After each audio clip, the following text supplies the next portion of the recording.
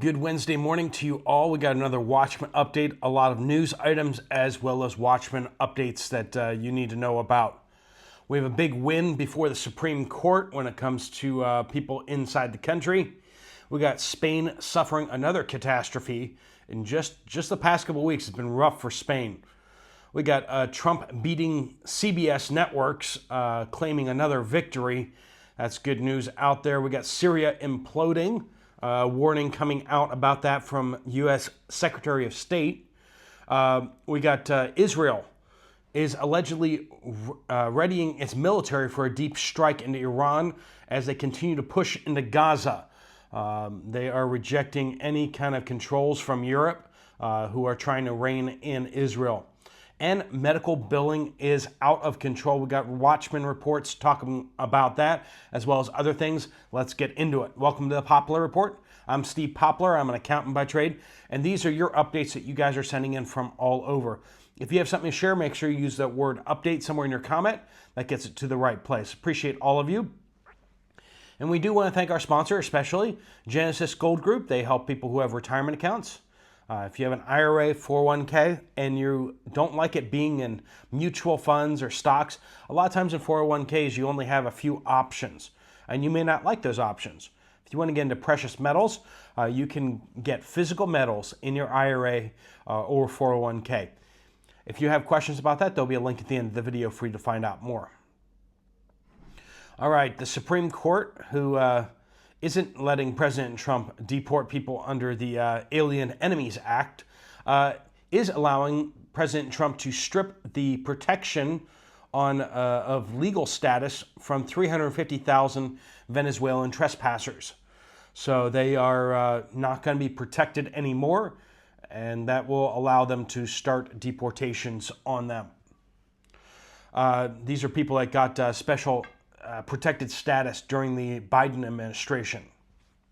Not only were they bringing in people without documents, but they were also issuing lots and lots of documents to people who weren't supposed to be in the United States in the first place. CBS News CEO Wendy McMahon, I guess I don't have to remember that name because she resigned due to a difference of opinion with the management of CBS. Now, this is amid Trump's $20 billion lawsuit for selectively editing the Harris video, right? They took out all these embarrassing things where she didn't know what to say, and it was just downright embarrassing. And so the CBS News decided to edit it and to make it look so much better so that the word salads were removed and just the things that sort of made sense remained. In fact, they cut quite a bit out of the interview, which was, according to President Trump, an illegal campaign contribution. It was so bad that they felt the need to give him campaign time on the air. It was definitely not right, and his lawsuit is moving forward. CBS just offered him actually $20 million to settle the lawsuit. That's how serious CBS realizes this is. The European Union reaches an initial deal to lift economic sanctions on Syria. Now, this is just as Marco Rubio, the Secretary of State of the United States, says that Syria could be falling back into full civil war in a matter of weeks. So the United States has just lifted sanctions on Syria itself, but the people in charge of Syria right now are basically Al-Qaeda, renamed Al-Qaeda. An hours-long cell phone outage nationwide across Spain, just weeks after their national power loss, is another major infrastructure blow to the population. Emergency services were not available for hours yesterday because the cell phones were down. They couldn't call the emergency numbers, and the emergency numbers couldn't receive calls. So major issues there. Some good news out there. Pakistan and India have agreed to withdraw troops from the line of control by the end of May. They've moved lots and lots of troops up to the border. They are now moving those troops back away by the end of May, and they're going to resume normalization of other things as well, including the iconic border ceremonies that they have along the border. Had the privilege of seeing one of those a few years back, but both the border guards on either side ceremonially stomp around and yell at each other, and it's quite entertaining. But it is a very peaceful, very friendly exchange that's coordinated on both sides of the border, and it's kind of a tourist thing. Israel rejecting European pressure to end their Gaza offensive. They've moved a lot of troops into Gaza, and it sounds like they may not be giving that land back. And they've displaced approximately 1 million Gazans. And this is also amid reports that Israel's planning to strike Israel. That is including leaked internal documents and spy stuff, basically. Not only are we seeing evidence that they're preparing to strike Iran, but also there are internal documents that got leaked that do seem to point to the fact that they are going to hit Iran soon, which may draw the United States and other allies into the conflict. Deborah says, I went to Walmart this past week, dented cans everywhere, yes, and torn pasta boxes. We got a case of beans, but had to look through 4 different cases to get one good case. Take time and pay attention. I'm in Fayetteville, North Carolina. Ernest says, we have a $2 tree in my area. So it's all the way up to $2 now. It's about 6 miles away. Freezer goods are almost gone, and a lot of the selection gone too. But not a lot of those items were stocked. Doesn't help you if there's nothing in the store, does it? Dern says Aldi's in southern Illinois. Tuesday, I bought watermelon, which was not normal flesh, and had to throw it out. Organic chicken spoiled, and I had to throw out 2 packs. A lot of food going bad earlier than it should be, both chicken, meat, as well as produce. Wisco River Jumper says, I know a person who works at Walmart. Starting yesterday, they are raising prices another 10% to 15% on toys, shoes, and clothing. It's like reverse sales, right? Sales make prices go down. Well, all this just seems to be prices up, up, up. Sharon says, regarding the butter issue, there is a major difference between the butter at Walmart and at Aldi.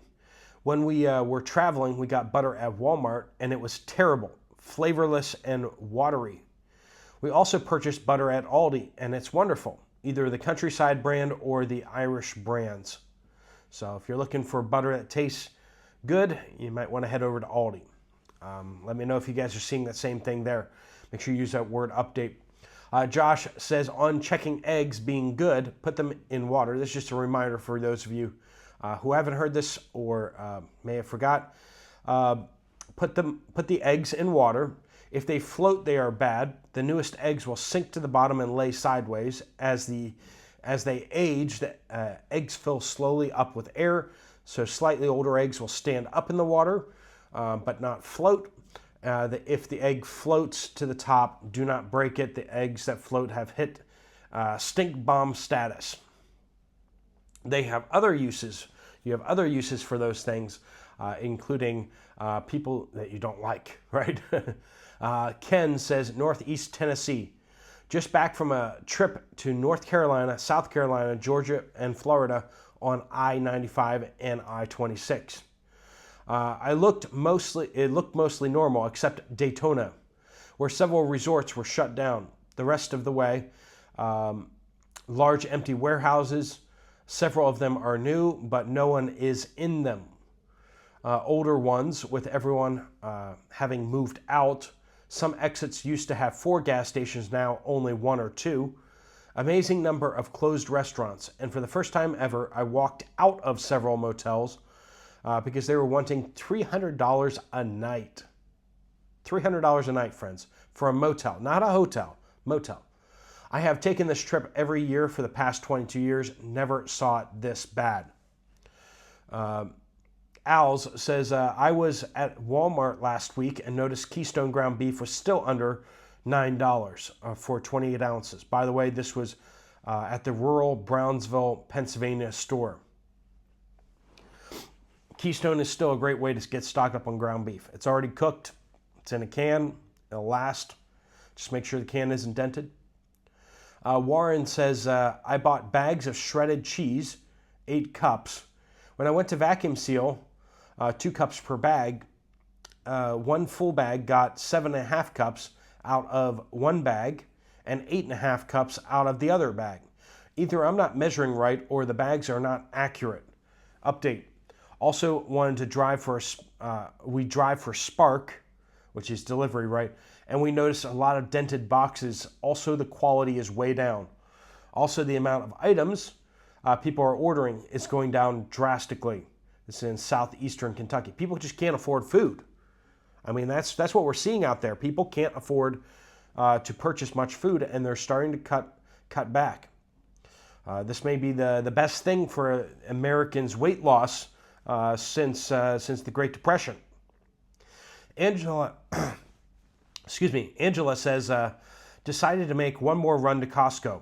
This is Costco in Spokane Valley, Washington. Prices have gone up. Eggs have improved. Not a lot of sugar, though, and not a lot of flour. What got me the most, though, is that they had no plastic bags. I was informed that they have not had any for a week. Of course, I had no bags with me. The meat, my meat leaked in the cooler, was not prepared for this.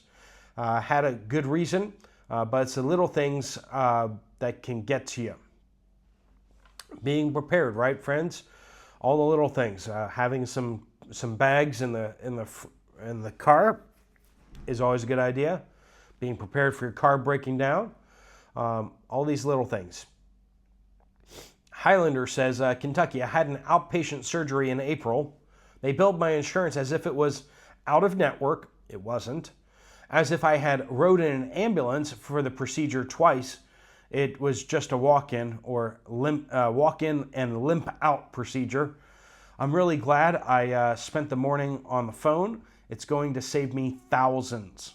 The health insurance fraud in our country is rampant. Between me and my wife, we've had 2 surgeries in the last 6 months, and medical billing has been massively messed up for both of them. These mistakes would have cost us our life savings. You have to be your own advocate. And the thing that's just so aggravating about that is some people can't be their own advocate. You know, like if you're getting medical billing, it might be because you got some serious things happening in your life. You may have some inabilities to do things, and they're just going crazy with these billings, and you're supposed to be able to monitor and fix all these things. What happens if you're stuck in the hospital and they're sending the bills to your home?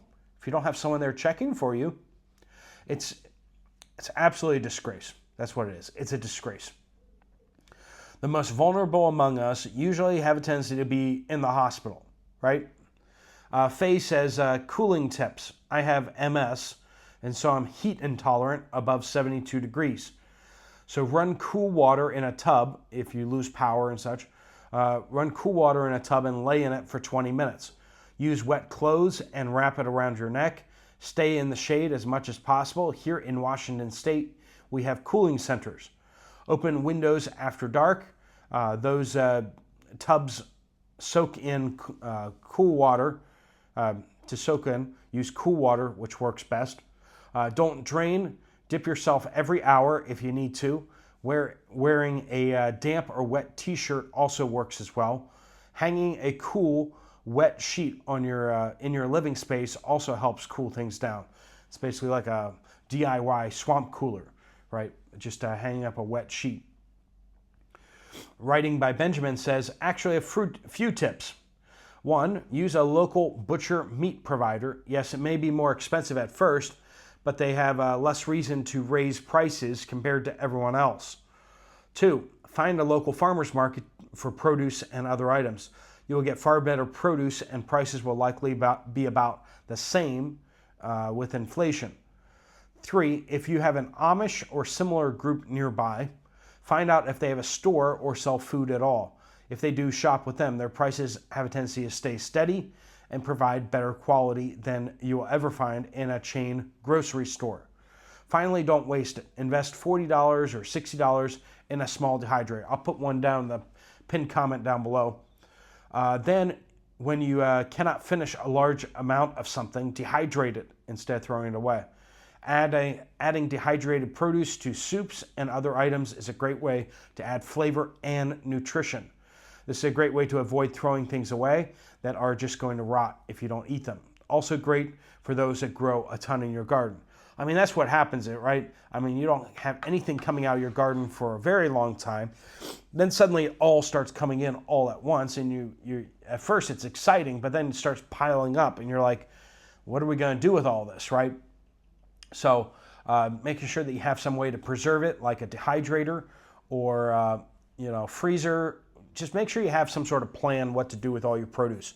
But that goes for day in, day out. When you have leftovers, sure, you can stick the leftovers in the fridge, and if you're going to eat them right away, that's how I usually do it. I make a big pot of something, and then I'm eating that for the rest of the week. But as you're getting towards the end of the pot, you're starting to go, I think this is still safe. So whether you're freezing it or whether you're dehydrating it, that's great options. But dehydrating it does make it shelf stable for a very long time, which is a big plus. All right, friends, thanks so much for all your tips, your tricks, your updates from all over. Appreciate all of you. If you have if you want to get some more information from Genesis Gold about what you can do with your retirement account, there's a link right there. Contrary to how it sounds, I am getting better, but I'm still a little stuffy-nosed working on that. But if you want to check out another video from this channel, there's one right up there. I'll see you over there, or I'll see you guys later. Steve Poplar of the Poplar Report, out.